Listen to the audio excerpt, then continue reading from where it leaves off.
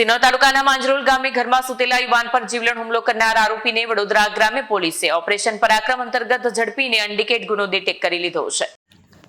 સિનોર તાલુકાના માંજરોલ ગામે ગત તારીખ 14 જાન્યુઆરીના રોજ રાત્રે 11 થી તારીખ 15 જાન્યુઆરી વહેલી સવારના 6 વાગ્યા દરમિયાન માંજરોલ ગામે રહેતા વિજય પાટણવાડિયા પર કોઈ અજાણ્યા ઈસમે કોઈ હથિયાર વડે જીવલેણ હુમલાની ઘટના બની, જે અંગેની સિનોર પોલીસ સ્ટેશનમાં ખૂનની કોશિશનો ગુનો નોંધાયો હતો। આ ગુનાની ગંભીરતા સમજી નાયબ પોલીસ અધિક્ષક ડભોઈ એમ પટેલ તથા નાયબ પોલીસ અધિક્ષક મિલન મોદી SC/ST સેલ દ્વારા ઓપરેશન પરાક્રમ અંતર્ગત શરીર સંબંધી ગુનો ડિટેક્ટ કરવા જરૂરી સૂચના તથા માર્ગદર્શન આપવામાં આવ્યું, જે આધારે સિનોર PI BN ગોહિલ અને લોકલ ક્રાઇમ બ્રાન્ચના PSI SJ રાઠવાના તેમની ટીમ દ્વારા હ્યુમન ઇન્ટેલિજન્સના આધારે આરોપી મહેશ ઉર્ફે જીગો શાંતિલાલ પાટણવાડિયાને ઝડપી પાડ્યો।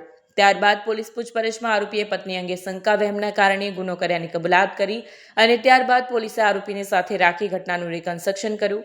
અત્રે ઉલ્લેખનીય છે કે વડોદરા ગ્રામ્ય પોલીસે ઓપરેશન પરાક્રમ અંતર્ગત ખૂનના પ્રયાસનો અનડિકેટ ગુનો ડિટેક્ટ કરી સરાહનીય કામગીરી કરી છે। વિડીયો જર્નાલિસ્ટ જેસલ વસાવા સાથે સત્યા ટીવી ન્યૂઝ સિનોર।